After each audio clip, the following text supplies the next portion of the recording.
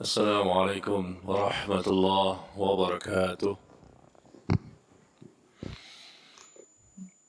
إن الحمد لله نحمده ونستعينه ونستغفره ونعوذ بالله من شرور أنفسنا ومن سيئات أعمالنا. من يهده الله فلا مضل له ومن يضلل فلا هادي له. أشهد أن لا إله إلا الله وحده لا شريك له وأشهد أن محمدا عبده ورسوله صلى الله عليه وعلى آله وسلم. يا أيها الذين آمنوا اتقوا الله حق تقاته ولا تموتن إلا وأنتم مسلمون. أما بعد. Jamaah ikhwan dan akhwat sekalian yang berbahagia, kita mulai dengan syukur kepada Allah Tabaraka wa Ta'ala. Di pagi menjelang siang ini, alhamdulillah, kita masih diberikan kesempatan, kesehatan dan keluasan waktu serta nikmat lainnya untuk kita bisa melaksanakan salah satu kewajiban yang Allah perintahkan kepada kita, yaitu kewajiban untuk menuntut ilmu, mempelajari tentang agama kita yang kita cintai, yang kita yakini kebenarannya, dan berusaha kita pahami dan kita amalkan dan kita pertahankan sampai akhir hidup kita. Dan kita berharap semoga apa yang kita lakukan pada kali ini Allah catat sebagai amal soleh yang dapat memperberat timbangan kita nanti pada hari kiamat. Kaum muslimin, jamaah, ikhwan dan akhwat, Bapak Ibu sekalian yang berbahagia, kita ingin mencoba pada kesempatan kali ini membahas tentang tema amalmu masih misteri. Amalmu masih misteri. Artinya, amal yang kita lakukan sepanjang hidup sampai mati, dengan ibadah apapun yang kita lakukan, baik yang wajib maupun yang sunnah, atau kita berusaha menjauhi perkara yang haram, perkara yang makruh, atau perkara yang syubhat. Semuanya niatnya karena Allah semata dan memang sesuai dengan syariat, sesuai dengan sunnah Nabi SAW. Tetapi perlu kita pahami bahwa seluruh amal itu masih misteri. Artinya kita tidak tahu apakah amal ibadah kita diterima atau tidak. Apakah amal kita menjauhi dosa tercatat sebagai pahala atau tidak. Dan ini menjadikan seorang mukmin akan termotivasi untuk lebih baik dan semangat dalam beribadah. Karena tidak ada yang tahu. Berbeda dengan Nabi SAW dan para sahabatnya. Karena Allah turunkan wahyu dan Allah jelaskan tentang kondisi mereka. Rasulullah dan para sahabatnya ya dijamin akan masuk ke dalam surga.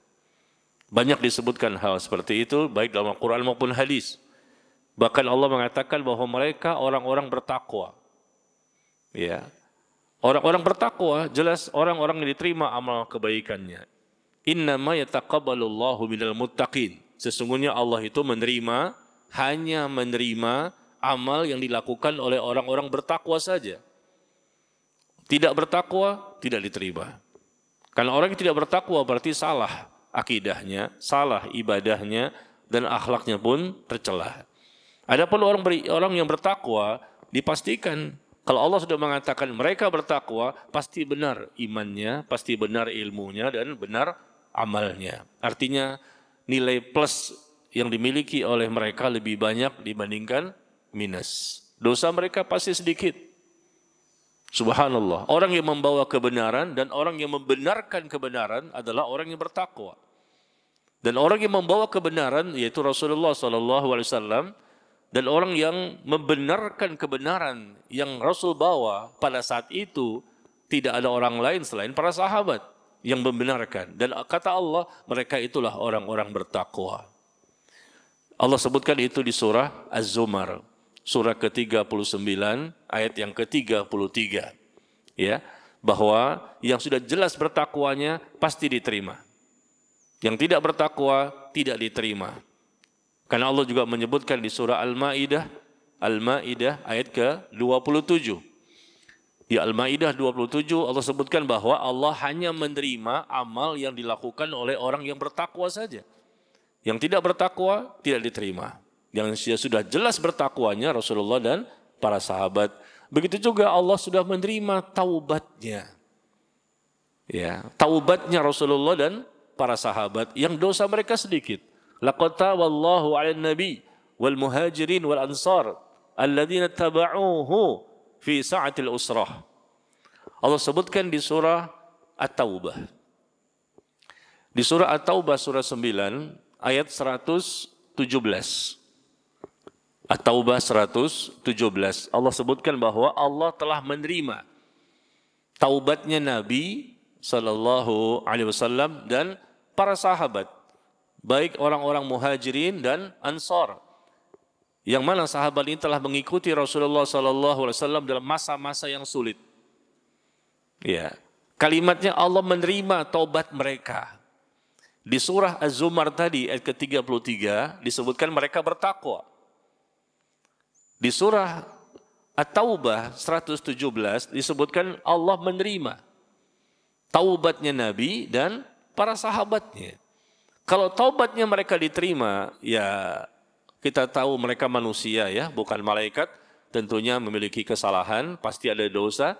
Meskipun dosa mereka sedikit, tapi kebanyakan mereka lebih banyak beramal saleh dan amal mereka diterima karena mereka bertakwa.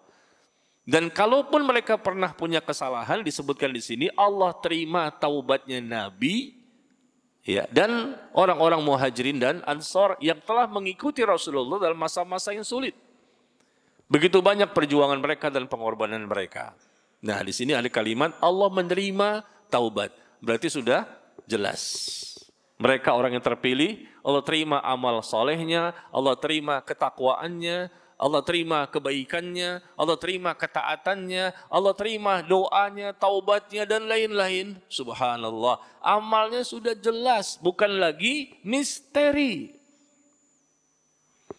Bagi siapa? Rasulullah dan para sahabatnya. Sudah jelas. Karena ada turunnya wahyu tentang mereka. Allah terima taubat mereka, jadi mereka tidak punya dosa lagi. Tidak punya dosa, karena Allah ampuni kesalahan mereka. Subhanallah, doa-doa mereka pun dikabulkan. Tapi kalau kita belum ada info dari Allah Tabaraka wa Ta'ala bahwa amal kita diterima, taubat kita diterima, istighfar kita diterima, amal kita diangkat oleh Allah ke langit, belum ada informasi seperti itu. Karena tidak ada wahyu yang turun lagi. Nah, karena tidak ada keterangan seperti itu kepada kita, kaum muslimin belakangan ini, tentunya kita harus lebih berhati-hati dan tidak sombong dan ujub. Rasulullah SAW dan para sahabat yang sudah jelas-jelas disebutkan diterima amal ibadah mereka, mereka orang bertakwa dan mereka diterima taubatnya dan lain-lain, tapi ternyata tetap saja takut kepada Allah. Sudah jelas diterima ini, sudah jelas sorganya, sudah jelas Allah mencintai mereka dan mereka pun mencintai Allah. Allah ridho kepada mereka dan mereka pun ridho kepada Allah. Wah, ini kan udah tenang hati kan. Wah, dunia dapat, akhirat dapat. Sudah jelas, pasti. Yang mengatakan pasti Allah sendiri. Dan Rasul mengatakan juga demikian. Pasti. Seharusnya kan tenang. Seharusnya kan kita lebih, ya tidak seperti kita inilah yang belum tahu. Ketakutan bagaimana nasib kita ke depan. Apakah siksa kubur, siksa neraka dan lain-lain. Tapi tetap saja Rasulullah dan para sahabatnya tidak pernah ujub dan sombong. Meskipun amalnya sudah jelas, diterima oleh Allah dan diberikan ganjaran dan doa diterima dan dosa pun diampuni. Tapi mereka tidak ujub dan sombong. Seharusnya kita malu dengan diri kita ya. Amal kita masih misteri, amalmu masih misteri untuk kita ini. Untuk kita semua, siapapun mereka, mau dia ustadz, mau dia ulama, mau dia sebagai orang yang memiliki ya mungkin ya titel-titelnya begitu banyak, S1, S2, S3, siapapun Anda masih misteri karena tidak ada info langsung dari Allah tentang kita. Meskipun mungkin barangkali kita sudah berusaha maksimal untuk menjadi lebih baik. dengan kita belajar, kita menuntut ilmu, kita berusaha untuk ini dan itu maksimal, mati-matian. Tapi tetap saja kita tidak pernah mendengar atau melihat adanya penilaian dari Allah kepada kita langsung. Jadi sudah sewajarnya kita tidak boleh sombong dan ujub.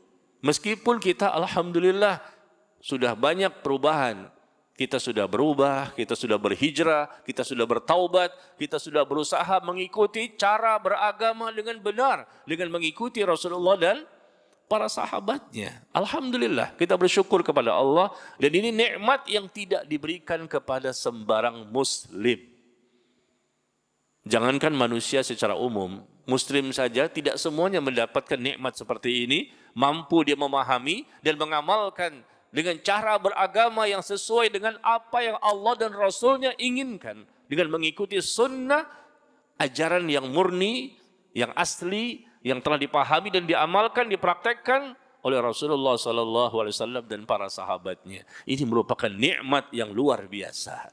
Dan sedikit sekali orang yang mendapatkan nikmat tersebut. Sampai terjadinya hari kiamat nanti. Selalu ahlus sunnah wal jamaah minoritas. Selalu orang yang mengikuti cara beragama kembali kepada Al-Quran dan As-Sunnah sebagaimana manhajnya Rasulullah dan para sahabat, selalu jumlah mereka sedikit. Dan merekalah orang yang beruntung. Masya Allah. Wa qalilun min ibadiyas syakur. Dan sedikit sekali hambaku yang bersyukur. Walakin aktsarun nasi la yashkurun. Kata Allah, kebanyakan manusia tidak bersyukur. Kebanyakan kufur. Kufur iman, kufur syariat, kufur nikmat. Hanya sedikit yang terpilih. Makanya kita, alhamdulillah, bersyukur kita kepada Allah. Ya, kita terpilih dan jaga sunnah ini pada diri kita. Jangan sampai lepas lagi. Kembali menyimpang, kembali tersesat, dan kembali tidak sesuai dengan tolak ukur kebenaran dalam agama, yaitu Al-Quran dan As-Sunnah. Berbahaya sekali. Tapi ketika kita pun sudah terpilih, minoritas, selalu minoritas, dimanapun, ahlus sunnah wal jamaah minoritas. Dan dengan berbagai macam kesulitannya untuk memahami dan mengamalkan agama, karena banyaknya orang yang tidak menyukai, karena mereka mengikuti hawa nafsu, mengikuti perasaan, mengikuti selera dan ridho manusia, tapi tetap saja kita jangan berbangga-bangga diri. Kita sudah tahu nih, minoritas. Tapi jangan berbangga-bangga diri. Dengan hidayah yang sudah kita miliki. Kita memiliki dua hidayah. Hidayah yang mengantarkan kita kepada Islam, dan hidayah yang mengantarkan kita kepada sunnah. Hidayah ilal Islam, hidayah ilal sunnah. Dua-duanya sudah kita dapatkan, tinggal kita tingkatkan kualitasnya.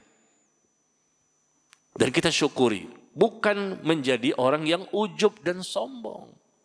Karena bagaimanapun, amal kita masih misteri. Yang sedikit ini pun, yang sudah berada di atas agama, dengan cara beragama dengan benar, dengan mengikuti sunnah Nabi SAW, masih misteri. Yang sedikit ini, bagaimana kebanyakan manusia? Bisa dipahami ya jamaah sekalian? Kita yang sedikit ini yang mencoba berusaha mati-matian mengikuti cara beragama dengan cara pemahaman yang benar, dengan menjadikan Rasulullah SAW sebagai contoh tauladan yang terbaik, dan begitu juga para sahabatnya. Bagaimana cara beragama mereka? Bagaimana mereka memahami Al-Quran dan As-Sunnah? Tapi tetap saja kita belum tahu juga hasilnya. Bagaimana dengan kaum muslimin yang lain yang tidak mengikuti Rasul dan para sahabat? Tentunya lebih besar peluang mereka untuk tidak diterima amal ibadahnya. Karena pasti salah ketika tidak mengikuti sunnah dan manhaj salaf. Ya, nah kita bicara tentang diri kita sajalah. Kita yang sudah terpilih, ya alhamdulillah, maka kita jaga niat kita ini. Ya sudah terpilih, sudah mengikuti sunnah, tetapi ternyata tidak ikhlas. Ada ujub dan bangga dengan apa yang telah kita miliki saat ini. Alhamdulillah, sudah berjilbab, sudah bercadar, celana sudah jingkrang, tidak isbal lagi, sudah mulai memelihara jenggot, mengikuti sunnah, mengikuti bagaimana memahami agama dengan benar, tapi ternyata banyak yang menjadi korban berguguran. Kenapa sebabnya? Ujub dan sombong. Ini yang terjadi, mohon maaf ya. Survei membuktikan ada di antara kita kaum muslimin yang sudah mengikuti sunnah ini, ngaji ke sana kemari, haji, umroh berkali-kali, bolak-balik, cerita sana, cerita sini. Apa maksudnya? Pamer sana, pamer sini ibadahnya. Ibadahnya sudah mengikuti sunnah, cara beragama dengan benar. Tapi ternyata ada maksiat yang lain. Dan itu diketahui oleh syaitan yang bisa menjadi sebab amal itu hilang pahalanya. Yaitu syaitan berusaha menjadikan hamba tersebut tidak ikhlas. Dan ikhlas merupakan amal yang paling berat dalam Islam. Mengamalkan sunnah mudah. Siapapun bisa mengamalkan sunnah. Tinggal duduk, belajar, baca bukunya, baca artikelnya, sudah tahu bagaimana cara beribadah, sholat, bagaimana ini, gimana akidah yang benar. Sebentar untuk memahami sunnah. Tapi yang kita sulit untuk kita jaga adalah masalah hati. Banyak yang jadi korban di situ, masalah hati. Tidak lagi menjadi orang yang ikhlas. Datang ke masjid pun untuk mendengarkan kajian, ternyata tidak juga ikhlas. Untuk ujub dan sombong, riya dan sum'ah. Hilang semuanya. Na'udzubillah min dzalik. Maka amalmu masih misteri jamaah sekalian. Kita semua yang sudah sedikit terpilih ini mengikuti Ahlus Sunnah wal Jamaah. Tapi kalau seandainya kita berbangga-bangga dengan apa yang telah kita miliki, maka semuanya hilang seketika. Dan ini termasuk syirik kecil ketika melakukan riya. Walau asyraku la habita anhum ma kanu ya'malun. Seandainya mereka mempersekutukan Allah, maka terhapuslah apa yang telah mereka kerjakan. Apakah syirik besar? Terhapus, terbatalkan keislamannya, atau mungkin syirik kecil? Syirik kecil bisa menghilangkan pahalanya meskipun dia masih muslim. Innallaha la yuhibbu man kana mukhtalan fakhura. Allah firmankan di surah An-Nisa. Di surah An-Nisa ayat ke-36. Ya, An-Nisa 36 Allah sebutkan sesungguhnya Allah tidak menyukai orang-orang yang sombong dan membangga-banggakan dirinya. Oh, anak udah ikut sunnah nih, anak ngaji sunnah sama ustadz itu, ustadz ini. Selalu datang anak hari Sabtu di sini, Ahad di sini, berbangga-bangga dengan dirinya. Saya mengikuti dia, saya berfoto dengannya. Saya mengikuti kajiannya, berbangga-bangga dengan diri. Dan ujub ini mungkin tidak diketahui oleh manusia, tapi Allah tahu. Ini maksiat hati. Dan malaikat mencatat, berbangga-bangga dan sombong. Al-kibr batal haq wa qamtun nas. Sombong itu adalah menolak kebenaran dan merendahkan manusia. Itu sombong. Dia tolak kebenaran dari Allah dan Rasul, dari siapapun yang benar, dan direndahkan manusia. Siapa Anda? Saya lebih besar, saya lebih tinggi, saya lebih kaya dan lain-lain. Tapi kalau ujub, ada perasaan bangga yang ada di hati. Seharusnya kita bersyukur jamaah sekalian. Ini kelihatannya temanya tema gampang ya. Kelihatannya tema yang gampang, cuman masalah amalmu masih misteri. Ini bukan hal yang sulit. Padahal ini masalah yang paling sulit. Paling sulit kita menjaga hati ini. Yang sudah beramal, seharusnya kita masih ketakutan. Takut terjatuh kepada ujub dan sombong. Para sahabat Nabi yang sudah jelas diterima amalnya, mereka bertakwa, diterima taubatnya, diampuni dosanya, mereka saja masih takut dan tidak berani ujub dan sombong. Ini sudah jelas nih. Bukan misteri lagi mereka. Masih takut kalau amal mereka tidak diterima. Lah kita kan belum jelas. Kenapa kita tidak takut? Apa kata Umar bin Khattab radhiyallahu anhu? Umar yang jelas dikatakan oleh Nabi SAW, Abu Bakar fil jannah, Abu Bakar di surga, Umar di surga, Utsman di surga, Ali di surga dan lain-lain. Jelas Rasul menjamin pasti masuk surga dan Allah memuji mereka, Allah mencintai mereka dan Allah katakan mereka bertakwa. Tapi Umar mengatakan, "Lau nada munadin minas sama'." Seandainya ada penyeru yang menyeru dari langit dengan mengatakan, "Wahai manusia, kalian semuanya dimasukkan ke dalam surga kecuali satu orang yang tidak boleh masuk surga." Yang lain masuk surga. Kecuali satu yang tidak boleh masuk surga. Maka Umar mengatakan, la khiftu an akuna huwa. Aku takut, aku khawatir jangan-jangan yang satu itu aku. Aku khawatir jangan-jangan yang satu orang itu aku yang dimaksud. Ini perumpamaan ya. Umar mengatakan bahwa seandainya ada penyeru yang menyuruh dari langit dengan mengatakan, wahai manusia, kamu semua masuk ke surga. Kecuali satu yang enggak boleh. Yang satu ini neraka. Kata Umar, semuanya masuk surga kecuali satu. Jangan-jangan yang satu ini aku. Allahu Akbar. Jangan-jangan yang satu orang yang masuk neraka ini aku. Manusia yang lain semuanya masuk surga.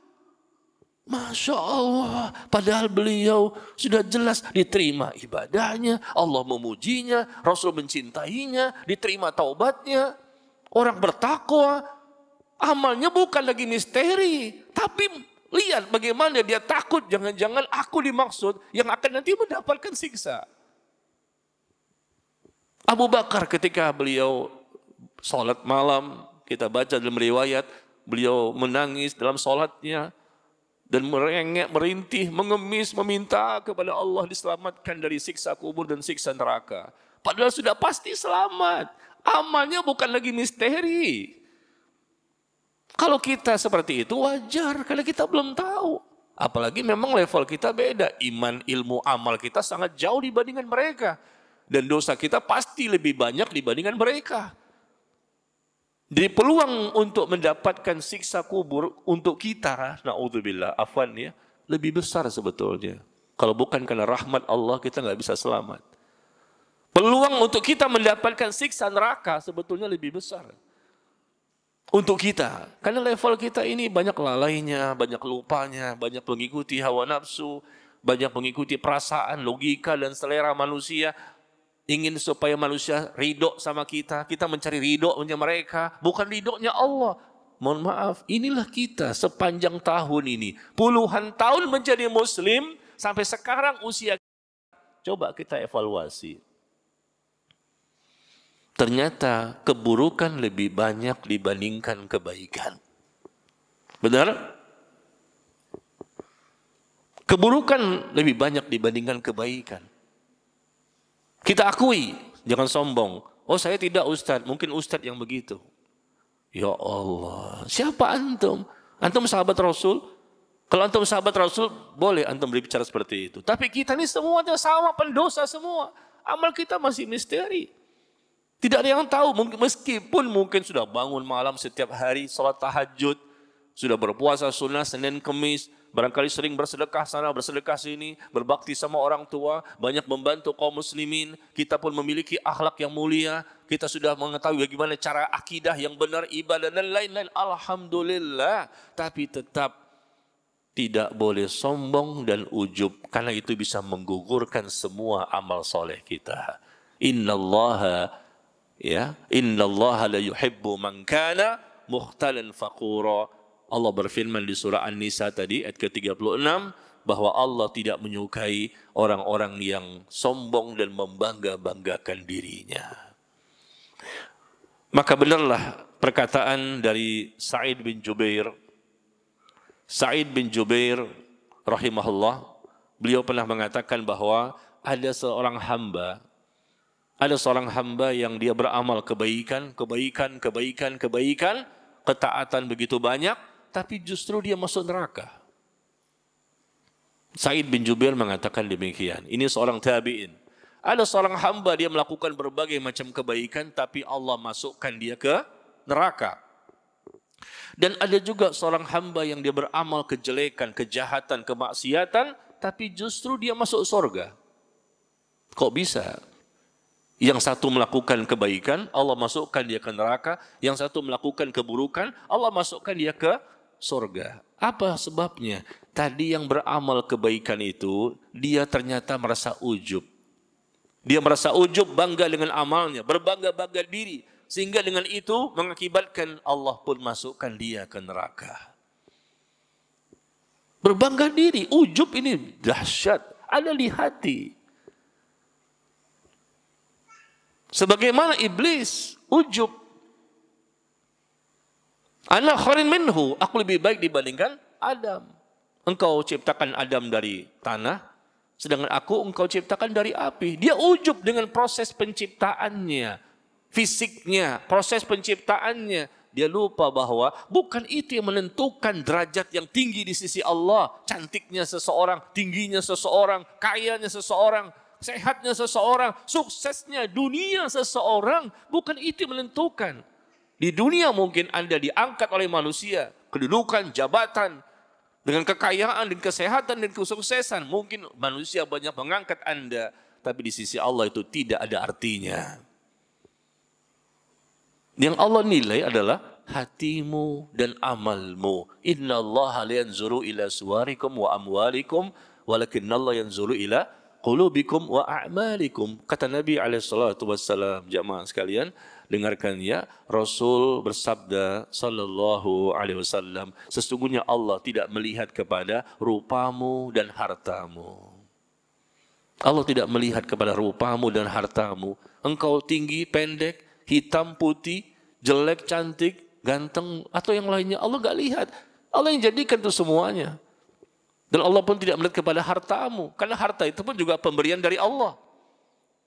Tapi Allah melihat kepada hatimu dan amalmu. Siapa di antara kita yang hatinya paling ikhlas? Kalau sudah ikhlas, otomatis nggak ada riya, tidak ada ujub, tidak ada sombong, tidak ada sum'ah.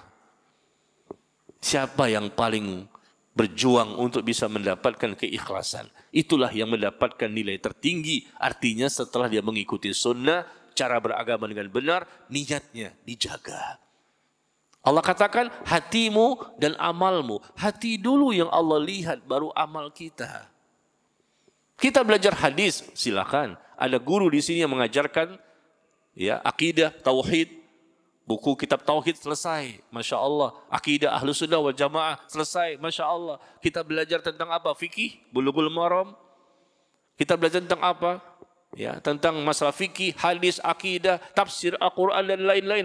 Silakan, tapi jangan salah bahwa itu semua akan hilang kalau seandainya kita tidak ikhlas. Maka disinilah Sa'id bin Jubair mengatakan bahwa orang yang beramal kebaikan tadi, kebaikan, ternyata Allah lemparkan dia ke dalam neraka jahanam karena dia merasa ujub dan berbangga-bangga dengan apa yang telah dia miliki.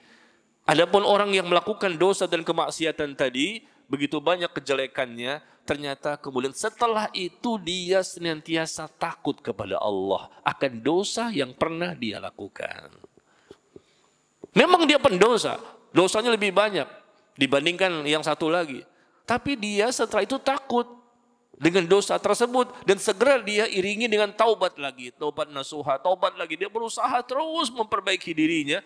Ternyata dengan dosa tersebut yang diiringi dengan taubat nasuha, sehingga menjadikan dirinya layak untuk masuk ke dalam surga. Berhati-hati kita ya. Saya menasihati diri saya pribadi dan seluruh jamaah sekalian. Jaga ini penjagaan yang sangat dahsyat, luar biasa. Pembentengan yang berlapis-lapis tentang niat kita. Niat ini, ada sosial media apalagi. Amalmu masih misteri, apa yang kamu banggakan? Masuk surga belum jelas. Masuk neraka mungkin iya. Masuk surga belum jelas. Masuk neraka mungkin ada kemungkinan. Karena memang dosanya banyak. Kalau Rasulullah dan para sahabat, surganya sudah jelas, neraka tidak. Tapi kalau kita ke surga belum jelas, ke neraka mungkin iya. Nikmat kubur belum jelas, siksa kubur mungkin iya. Levelnya kita. Lalu apa yang mau kita banggakan? Amal kita masih misteri. Kita berbangga-bangga dengan teman kita. Oh, antum nggak tahu ana ya. Ana ini berkali-kali haji loh. Umroh berkali-kali haji. Umroh berkali-kali lagi, haji berkali-kali lagi. Masya Allah, dibangga-banggakan. Dan setiap berangkat selalu diinformasikan kepada banyak orang. Untuk apa? Foto sana, foto sini. Tampilkan di sosial media ketika pakai pakaian ihram. Ketika sholat di belakang makam Ibrahim, difoto lagi, divideokan lagi. Ketika sa'i, divideokan lagi. Apa yang antum inginkan dari ibadah itu? Ketika berada di padang Arafah, divideokan lagi, masukin lagi ke Instagramnya. Antum ibadah untuk Allah karena Allah Bukan untuk ditampakkan, dipamerkan, diperlihatkan kepada manusia. Ini ujub, sombong. Dan bisa riya dan sum'ah sekaligus bisa menghilangkan pahala amal. Meskipun dia ustadz. Karena saya lihat juga ada ustadz-ustadz yang suka menampilkan, memamerkan ibadah-ibadahnya, kemudian ditampilkan di sosial medianya. Untuk apa ini? Anda sudah berilmu. Apakah Anda yakin bahwa hati saya sudah bersih? Ini kan untuk promosi. Promosi apa? Travelnya. Promosi travel hajinya. Promosi travel umrohnya. Sehingga dia pun selalu menampilkan ibadah-ibadah yang ada di sana. Allahu Akbar. Afwan, kita bukan suuzon. Masalahnya hati ini lemah. Ikhlas itu sulit. Dan ikhlas, tidak ikhlas perpindahannya per detik. Per detik jamaah sekalian. Awal yang lalu, 1 detik yang lalu kita ikhlas. 1 detik kemudian udah nggak ikhlas. Para ulama terdahulu, Masya Allah yang bertakwa kepada Allah, mereka menyembunyikan amal solehnya. Jangan dipamerkan, jangan diperlihatkan, jangan diceritakan. Imam Malik rahimahullah, beliau sepanjang malam tidak tidur. Beliau ibadah luar biasa rahimahullah. Ibadahnya banyak disembunyikan. Allah mengangkat derajat beliau, kata Abdullah bin Mubarak rahimahullah, karena beliau banyak menyembunyikan ibadahnya. Dan tidak ada yang tahu tentang ibadah beliau. Pokoknya orang tahunya subuh ke masjid. Masjid Nabawi di Madinah. Tapi orang nggak tahu apa yang dilakukan di rumah. Tahunya kapan? Ketika ada seorang muridnya. Seorang murid dari Imam Malik rahimahullah. Beliau menunggu di depan pintu rumah. Karena ingin mendapatkan faedah. Begitu Imam Malik keluar, beliau bisa tanya-tanya, perjalanan dari rumah menuju ke masjid dimanfaatkan untuk belajar. Mumpung gak ada orang, saya bisa tanya-tanya. Masya Allah, begitu ya, luar biasa. Ditunggu itu, sebelum subuh udah nunggu di depan pintu rumah. Kalau Imam Malik keluar, dia bisa nanya 1, 2, 3, fatwanya gimana. Terus berjalan sampai ke Masjid Nabawi. Maka suatu waktu, murid ini tertidur, mungkin capek ya. Mungkin dia capek, dia pun tertidur dan Imam Malik keluar dan langsung ke masjid. Maka dia dibangunkan oleh budaknya Imam Malik, pembantunya Imam Malik, dibangunkan. Kamu ini pemalas, tidakkah kamu tahu bahwa Imam Malik semalaman di rumah dia tidak tidur, beribadah kepada Allah. Dari situlah muridnya tahu, ya Allah. Karena ini budaknya memberitahu bagaimana ibadahnya beliau. Kamu ini malas, tertidur padahal yang namanya mungkin dia capek berarti ya, tertidur nggak sengaja buruk. Tapi budak mengatakan kamu ini malas, tidak bersemangat. Tidakkah kamu tahu Imam Malik selama di rumah ini, beliau keluar begitu ada azan subuh, setelah qobliyah subuh di rumah. Tahukah kamu bahwa di rumah dia tidak tidur semalaman, dia beribadah kepada Allah, dia bermunajat. Dari situlah orang tahu, oh ini amal beliau. Tapi nggak ada yang tahu siapa? Budaknya, karena tinggal di rumah itu. Mereka, para ulama itu menyembunyikan. Bukan dipamer-pamerkan, foto sana, foto sini. Video sana, video sini, kan zaman era digital ya. Subhanallah. Dan mengatakan ini kan buat dakwah Ustadz. Ini kan buat promosi travel. Ini kan buat ini, macam-macam alasannya. Ketika memakai pakaian ihram ada di mana. Mungkin juga sholat atau mungkin ikut pengajian. Pengajian di sana potret, pengajian di sini potret. Pengajian di sana potret, ada dia di situ. Menunjukkan bahwa dia ini anak pengajian. Banyak ngaji dengan banyak ustadz, masukin sosial media. Hati-hati, ikhlas itu sulit. Mohon maaf ya, saya tidak menjelekkan seseorang. Tapi orang tersebut yang merasa dirinya berbuat seperti itu, hendaknya berhati-hati. Takutnya antum amalnya hilang. Kita semua sama. Berhati-hati. Takutnya amal kita hilang. Capek, letih, lelah kita duduk di sini mendengarkan kajian ya dengan tema berbagai macam tema yang kita inginkan dapat kebaikan, tapi ternyata ilmu yang kita dengar tidak berkah. Habis, tidak berkah. Ilmu itu berkah kalau ikhlas. Ilmu itu berkah kalau mengikuti sunnah. 2 sebab untuk diterimanya amal, dan 2 sebab untuk mendapatkan keberkahan. Yuk, kita berubah nih. Yang menjadi DKM-nya, yang menjadi jamaahnya, yang menjadi ustadznya, siapa saja. Perbaiki hati kita. Amalmu masih misteri. Jangan membangga-banggakan amal yang sudah kita lakukan. Udah banyak terobosan-terobosan yang saya lakukan ini. Ini bisa terobosan, alhamdulillah. Ini bisa terobosan untuk bisa gini-gini. Ya oke lah, alhamdulillah kita bersyukur kepada Allah. Tapi sembunyikan amal itu. Jangan diceritakan, jangan ditampakkan. Selama memang masih bisa disembunyikan. Tapi kalau memang tidak bisa, misalnya seperti ini kan, kita datang ke majelis ilmu. Nggak mungkin kita bersembunyi-sembunyi. Orang tahu kita datang di sini. Ya apa boleh buat. Tapi amal-amal yang lain misalnya, selama itu bisa disembunyikan, sembunyikan. Dan ujub kita hindari. Jangan sampai ini menjadi hal yang sia-sia. Dengarkan perkataan Abu Sulaiman Ad-Darani, rahimahullah. Beliau mengatakan bagaimana mungkin orang itu, orang yang berakal, bisa merasa ujub, bangga dengan dirinya. Padahal amal yang dia lakukan itu termasuk bagian dari karunia Allah yang seharusnya disyukuri dan membuatnya merasa rendah hati. Seharusnya kita bersyukur karena hakikatnya apapun yang kita miliki dari kelebihan-kelebihan ini, kelebihan ilmu, kelebihan amal, ya, dan lain-lain, pemahaman yang benar, itu semua sebetulnya karunia dari Allah. Kalau Allah mencabut saat ini nikmat tersebut dari kita, sangat mudah jemaah sekalian. Kembali bodoh lagi kita, kembali sesat lagi, menyimpang lagi. Sekarang sudah Allah selamatkan, Allah berikan hidayah, Allah bimbing kita, Allah arahkan kita, Allah jaga kita, Allah lindungi kita. Alhamdulillah. Nah makanya kita syukuri, bukan semakin ujub, semakin sombong dan dipamer-pamerkan. Na'udzubillah min dzalik ya. Yang wanita juga seperti itu ya, akhwat mohon maaf ya, yang merasa sudah berjilbab, sudah bercadar dan lain-lain di masyarakat atau di sosial medianya, bergaya-gaya dengan foto-fotonya, dengan video-videonya. Hati-hati, itu berdosa besar. Meskipun Anda sudah tertutup semua auratnya dengan cadar, bahkan tidak terlihat bahkan matanya sama sekali, tapi Anda bisa membangkitkan fitnah, bisa menimbulkan fitnah dan syahwat bagi laki-laki yang melihat di sosial media ataupun di masyarakat. Anda berdosa. Apa yang Anda lakukan ini tidak bermanfaat. Justru dengan syukur itu semakin baik iman kita. Dan semakin mudah kita mengamalkan ilmu.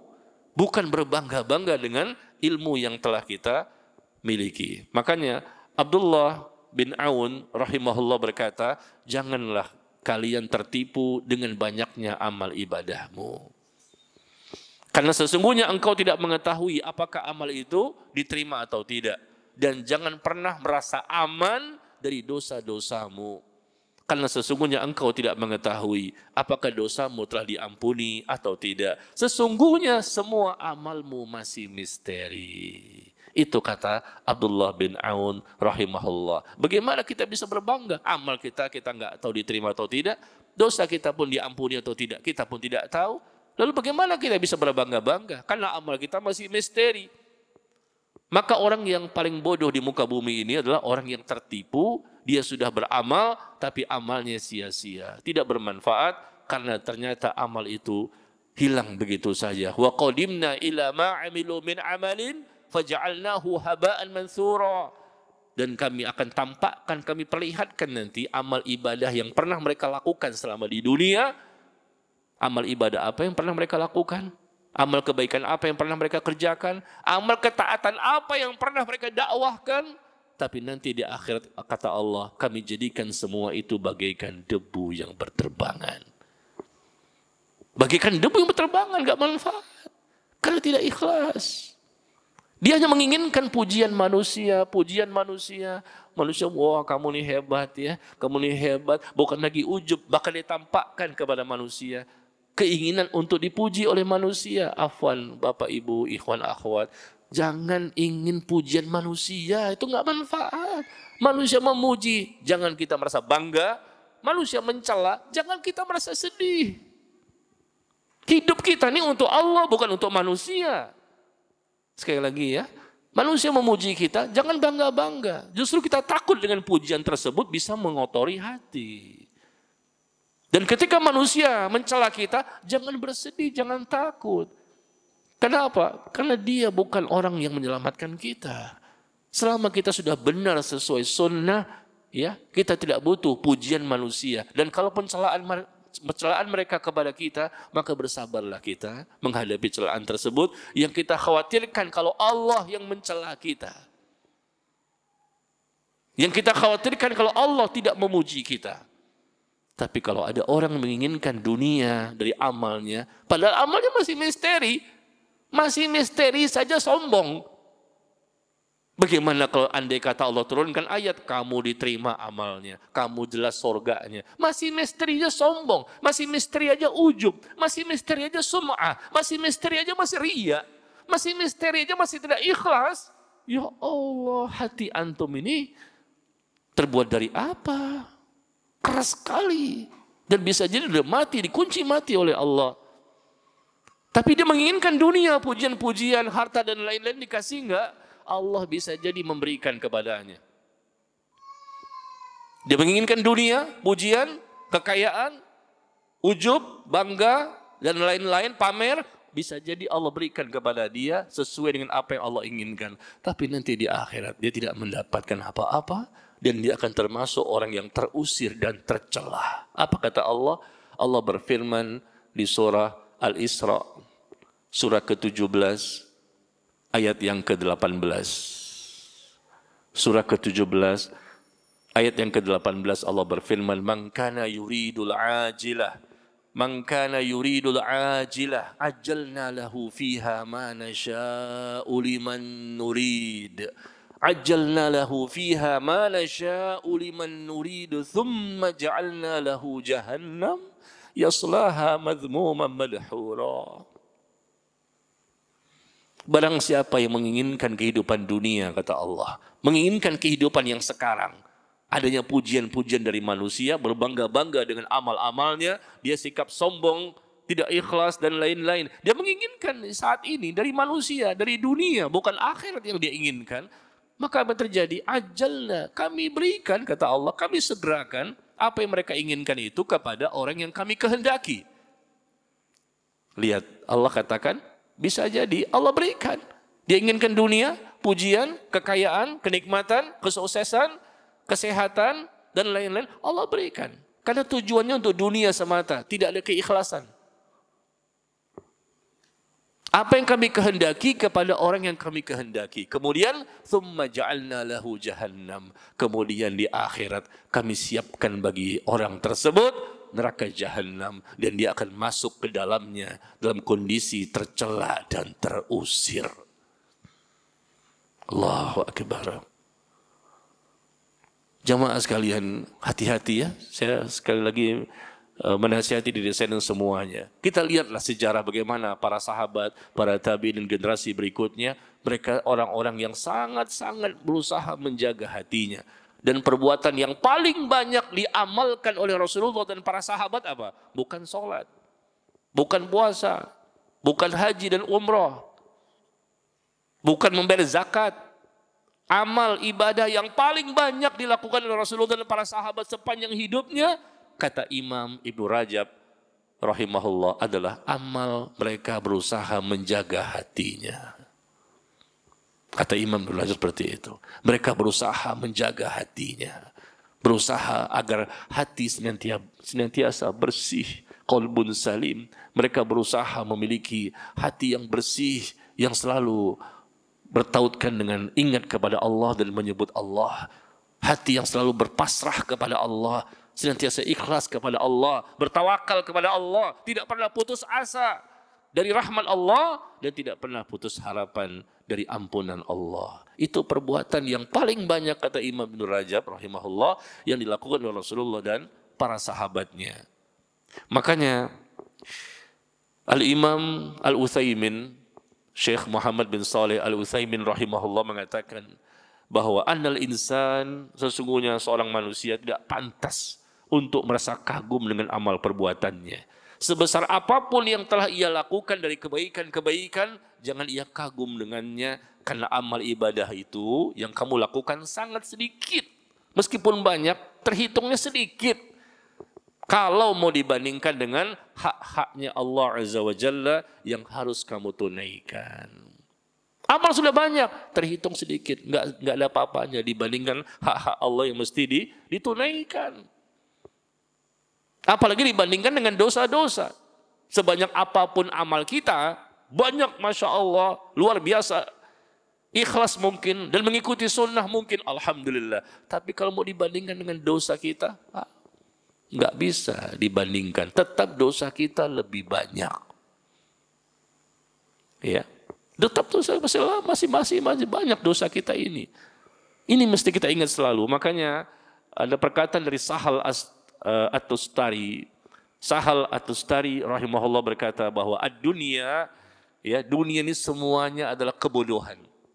Kecuali ilmu di dalamnya. Dunia ini semua kebodohan kecuali ilmu yang ada di dalamnya. Dan ilmu semuanya rusak kecuali ilmu yang diamalkan. Dan amal seluruhnya adalah debu yang berterbangan kecuali yang ikhlas.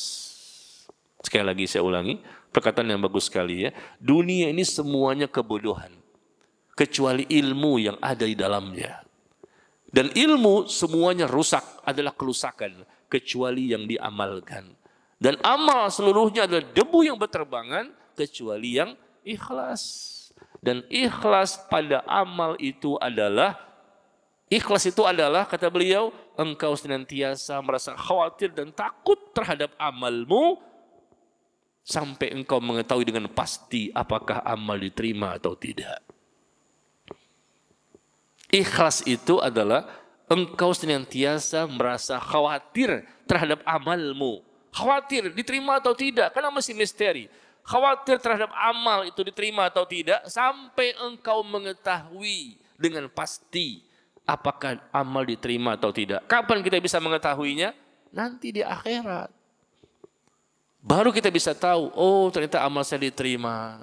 Oh ternyata doa saya diijabah. Oh ternyata amal saya tidak sia-sia. Oh amal saya ternyata mendapatkan pahala. Oh ternyata amal saya mendapatkan ridho Allah. Oh ternyata amal saya mendapatkan kebaikan-kebaikan dan nikmat-nikmat. Nanti di akhirat jamaah sekalian, bukan di dunia. Nanti di alam kubur terutama sebagai kehidupan akhirat yang pertama kali. Kita masih panjang nih prosesnya. Di alam kubur begitu lama sampai hari kiamat. Dibangkitkan di padang mahsyar. Melewati proses-proses dihisapnya amal, ditimbangnya amal. Dan seterusnya. Nanti terakhir. Setelah melewati sirat. Terakhirnya surga atau neraka. Begitu kita masuk surga. Baru kita tahu. Oh ternyata amal saya diterima. Ternyata kita mendapatkan rahmat Allah. Ternyata dosa kita diampuni. Tapi kalau masih selama di dunia kita nggak ada yang tahu. Apa yang Anda lakukan? Apa titelnya? Titelnya tidak ada. Namanya LC, MA, doktor, profesor. Allah nggak tanya itu semua nanti di akhirat. Kamu kuliahnya di mana? Kamu siapa gurunya? Kuliahnya di mana? Bukan titel ini yang menentukan.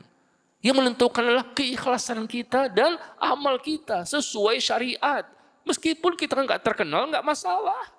Meskipun kita miskin, barangkali nggak punya harta, yang penting Allah cinta, Allah ridho kepada kita.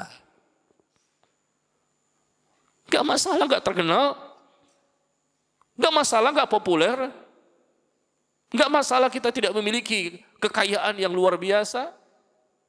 Yang kita inginkan adalah bagaimana caranya Allah ridho, Allah cinta kepada kita. Itulah surga dunia yang disegerakan. Sebelum mendapatkan surga di akhirat, dia terpilih mendapatkan cinta Allah. Dia terpilih mendapatkan ridho Allah. Dia terpilih mendapatkan ampunan Allah. Dia terpilih mendapatkan ketenangan batin yang luar biasa. Kebahagiaan di dunia sebelum kebahagiaan di akhirat.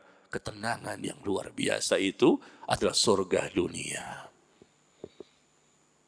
Mohon maaf ya, waktu kita terbatas. Zuhur sebentar lagi.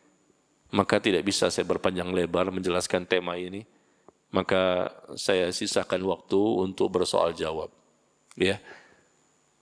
Barangkali ada ikhwan dan akhwat yang ingin bertanya, saya persilahkan. Tentang tema kita, amalmu masih misteri. Dan bagaimana barangkali ada hal-hal yang perlu ditanyakan. Ya. Silakan barangkali. Kalau tidak ada saya lanjutkan. Jam berapa zuhur ya? 11.50 ya. Kalau tidak ada pertanyaan saya lanjutkan. Ada pertanyaan?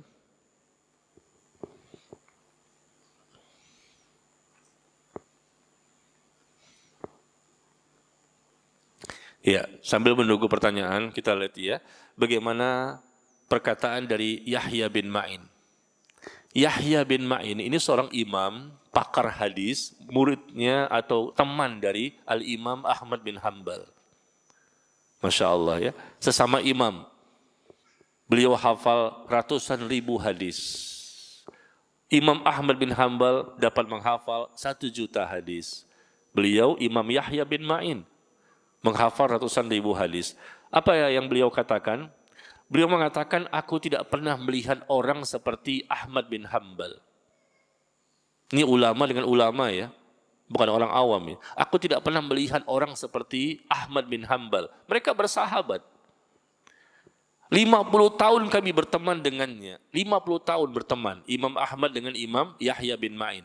Berteman selama 50 tahun, tapi beliau tidak pernah sekalipun membanggakan sesuatu kepada kami. Enggak pernah membanggakan, wah siapa saya dong, hafal 1 juta hadis, tiap malam bangun malam, Quran semuanya lewat, hafal Quran 30 juz, bagaimana perjuangan saya, bagaimana capek letih saya menuntut ilmu, bagaimana saya mengajarkan, bagaimana saya mendapatkan ujian di penjara dan lain-lain. Beliau tidak pernah, selama 50 tahun kami berteman dengan Imam Ahmad bin Hanbal, tidak pernah membanggakan sesuatu pun kepada kami, meskipun ia, kata Imam Yahya bin Ma'in, meskipun ia, Imam Ahmad ini, seseorang yang saleh dan banyak berbuat kebaikan. Enggak pernah membangga-banggakan dirinya. Saya begini, saya begini, saya begini. Subhanallah, padahal layak ya. Apalagi imam besar, ulama besar, tapi tidak pernah membanggakan dirinya. Amalnya luar biasa, keikhlasannya insya Allah. Allah lebih tahu tentang hatinya. Dan ini dinilai oleh temannya sendiri yang sesama ulama. Ya. Dan beliau tidak pernah membanggakan dirinya. Suatu hari ada seseorang yang berkata di depan Imam Ahmad bin Hanbal. Dia mengatakan, Alhamdulillah aku telah dapat berjumpa denganmu hari ini. Udah lama saya kepengen ketemu dengan Anda. Sekarang saya bisa ketemu Anda. Alhamdulillah Allah pertemukan saya dengan Anda. Lihat kalimatnya kan kalimat syukur sebetulnya kan ya. Dia merasa syukur karena selama ini kepengen ketemu Imam Ahmad. Cuman gak kesampaian. Kali ini ketemu. Nah maka dia mengatakan, Alhamdulillah kali ini saya bisa berjumpa denganmu. Apa kata Imam Ahmad? Ketika dia mendengarkan kalimat itu. Sebetulnya kan kalimat syukur. Karena dia merasa udah lama kepengen ketemu. Akhirnya ketemu juga, bisa salaman. Bisa langsung melihat wajahnya. Ya. Apa kata Imam Ahmad? Duduklah wahai saudaraku, apa yang kau katakan tadi? Memang aku ini siapa? Memang aku ini siapa? Kok engkau kayaknya merasakan ada yang besar gitu. Menemukan seseorang yang soleh, yang bertakwa. Aku ini siapa? Kenapa engkau berkata seperti itu? Aku ini bukan siapa-siapa, biasa saja. Allahu Akbar. Kalau kita kan beda ya. Ada orang kemari kita ketemu salaman, Ustaz, oh Masya Allah misalnya, atau siapa gitu ya. Lama nggak ketemu antum, ya. Udah lama pengen ketemu sama antum bagi salaman. Kali ini anda bisa untuk salaman sama antum, bertemu dan difoto lagi. Apa kata kita? Makanya lain kali ikutin kajian anak ini sibuk banget, dakwah sana sini, Masya Allah. Kita berbangga dengan dakwah kita, dengan ilmu kita, dengan amal kita. Tapi Imam Ahmad mengatakan, duduklah. Apa yang kau katakan tadi? Aku ini siapa? Kenapa engkau berkata seperti itu? Tidak layak engkau memberikan pujian. Ketika ketemu dengan diriku seakan-akan ketemu dengan Rasulullah gitu. Ketemu dengan para sahabat. Aku ini siapa? Padahal memang dia layak untuk diangkat derajatnya. Subhanallah ya. Nah ini contoh-contoh bagaimana orang-orang yang bertakwa ya. Sangat takut sekali dengan adanya peluang-peluang untuk bergesernya hati. Sangat menjaga hati. Baik. Di sini ada pertanyaan ya, ada 2.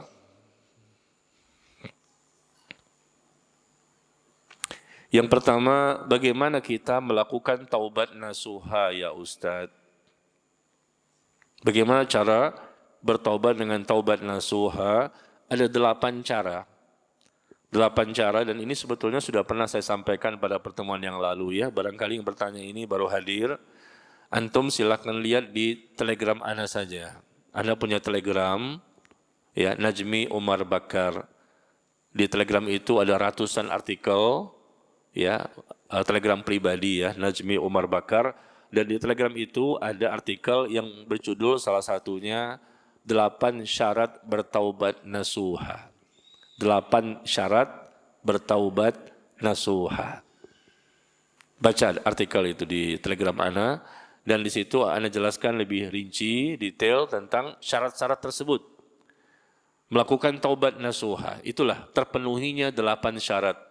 Sepanjang hidup sampai mati kita bertaubat dengan taubat nasuha, dan taubat nasuha adalah amal yang paling banyak kita lakukan di dunia ini. Salat cuma 5 kali sehari, haji umroh mungkin sekali seumur hidup bagi yang mampu, ya, zakat sekali setahun, puasa Ramadan sebulan dalam setahun, dan ibadah-ibadah yang lain. Tapi ibadah yang paling banyak mengalahkan seluruh ibadah yang lain apa?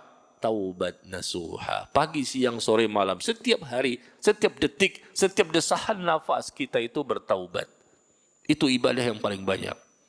Ya, maka taubat nasuha yang pertama, ya, secara ringkas ya, sekali lagi kalau detailnya silakan lihat di Telegram. Cari artikel yang berjudul 8 syarat bertaubat nasuha. Adapun yang saya bisa sampaikan secara singkat saja, yang pertama, bertaubat nasuha itu yang pertama menyesal. Adanya penyesalan, kita bersedih, kita menangis, ya, karena nggak mungkin bertaubat kok tertawa-tertawa, nggak mungkin ya, karena kita tahu kita mengalami suatu dosa yang kita khawatirkan mendapatkan siksa. Jadi ada penyesalan, sedih dan nangis, dan tunjukkan ekspresi kesedihan kita kepada Allah. Ya, yang kedua, bertobat nasuha ringkasnya adalah perbanyak istighfar, perbanyak istighfar, perbanyak istighfar dimanapun dan kapanpun. Yang ketiga, hendaknya kita melakukan berbagai macam cara, pembentengan-pembentengan, ya, kiat-kiat, agar kita tidak mudah lagi jatuh kepada dosa yang sama atau dosa yang lain. Ya, bertekad, bersemangat untuk melakukan berbagai macam kiat-kiat agar tidak mudah jatuh kepada dosa. Harus ada usaha. Jangan sampai sudah bertobat nasuha, jatuh lagi. Sudah tobat, jatuh lagi. Tobat, jatuh lagi. Bisa jadi, mungkin dia sudah maksimal tapi jatuh lagi ya. Sudahlah, ini manusia biasa, kita bukan malaikat. Kita bertobat lagi. Cuma umumnya, biasanya umumnya, orang yang sudah bertobat jatuh lagi kepada dosa-dosa yang terus-menerus, karena nomor 3 ini yang tidak mereka lakukan. Mereka sudah sedih, mereka sudah istighfar, tapi nomor 3 tidak mereka lakukan dengan maksimal, yaitu melakukan kiat-kiat, cara-cara untuk tidak mudah jatuh kepada dosa. Itu ada sekitar 30 kiat. Antum juga bisa baca di Telegram saya, judulnya 30 kiat selamat maksiat. 30 kiat. Ya, judulnya itu. Nanti antum bisa ketik, cari, search di Telegram saya, 30 kiat selamat maksiat. Cara-cara bagaimana untuk bisa tidak mudah jatuh kepada dosa. Itu poin ketiga ya. Yang keempat, taubat nasuha yang keempat adalah taubat itu kita lakukan dengan ikhlas. Karena taubat merupakan ibadah, ibadah yang besar, ibadah yang mulia, ibadah yang agung yang Allah cintai. Innallaha yuhibbut tawwabin wa yuhibbul mutatahhirin. Sesungguhnya Allah mencintai orang-orang yang bertaubat. Ya, lakukan dengan ikhlas. Ini yang keempat. Yang kelima, taubat nasuha itu adalah dilakukan sebelum ruh nyawa sampai di kerongkongan. Jangan sampai bertaubatnya setelah ruh sampai di kerongkongan, maka tentu tidak diterima taubat seseorang. Maka lakukan segera, jangan ditunda-tunda. Sekarang juga kita bertaubat, minta ampun kepada Allah. Kemudian yang keenam, taubat nasuha itu dengan cara kita memperbanyak amal soleh. Memperbanyak amal soleh setelah bertaubat. Bukti bahwa taubat itu taubat nasuha adalah kita memperbanyak amal soleh setelah bertaubat. Karena Allah mengatakan di surah Al-Furqan, وَمَنْ تَابَ وَعَمِلَ صَالِحًا فَإِنَّهُ يَتُوبُ إِلَى اللَّهِ مَتَابًا. Barang siapa yang dia bertaubat dan beramal soleh, maka sesungguhnya dia telah bertaubat kepada Allah dengan taubat nasuha. Allah katakan ini taubat nasuha, yaitu ketika dia bertaubat dan beramal saleh. Maka poin ke-6 ini, taubat nasuha yang benar adalah orang itu terlihat semakin banyak dia beramal saleh. Yang wajib pasti dia kerjakan. Kalau sudah bertaubat, katanya sudah taubat, tapi yang wajib-wajib masih ditinggalkan. Berarti antum belum dikatakan bertaubat. Taubat nasuha maksudnya. Belum. Omdo itu namanya, omong doang. Kalau namanya sudah bertaubat, pasti dia ikuti iringi dengan amal soleh. Kata Allah di surah Al-Furqan ayat ke-71. Ya, bertaubat, beramal soleh. Kata Allah, inilah orang yang sudah bertaubat dengan taubat nasuha. Yang wajib pasti dia kerjakan, dan yang sunnah akan dia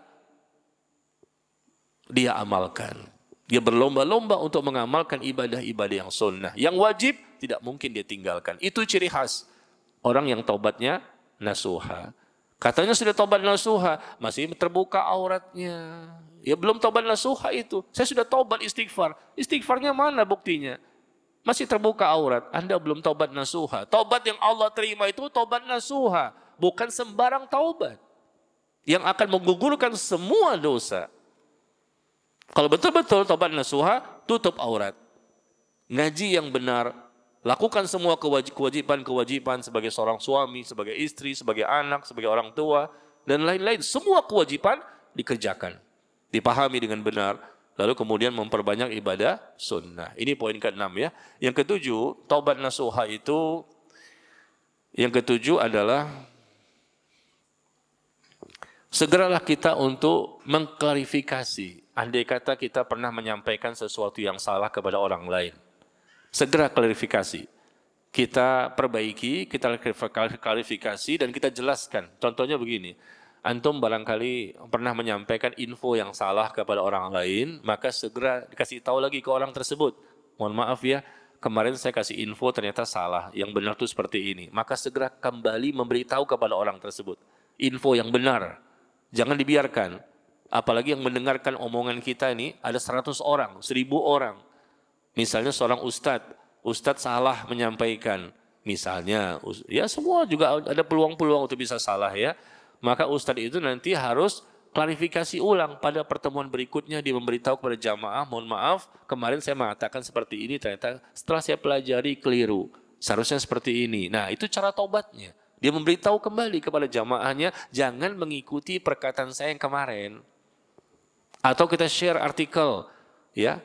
Kita ternyata nggak tahu, ya Allah ternyata hadisnya palsu. Yang kita share itu hadis palsu. Atau cara pemahamannya salah, kita baru tahu setelahnya. Nah, segera bertobatnya gimana? Kita klarifikasi di grup, ya tempat kita share artikel tersebut. Afwan, jangan ikuti artikel kemarin yang saya sebar. Ternyata itu hadisnya palsu. Nah gitu caranya, ini poin ke-7. Ya. Dan yang ke-8, cara bertobat dengan taubat nasuha adalah hendaknya meminta maaf, segera minta maaf kepada orang yang pernah kita sakiti, yang pernah kita zolimi. Jadi nomor 1 sampai 7 berkaitan kita dengan Allah. Tapi nomor 8 terakhir berkaitan dengan sesama manusia. Karena kita pernah salah sama orang lain, maka kita minta maaf, segera. Ya, jangan sampai nanti menjadi orang yang bangkrut di akhirat. Karena pahala kita diberikan kepada orang lain yang pernah kita zolimi.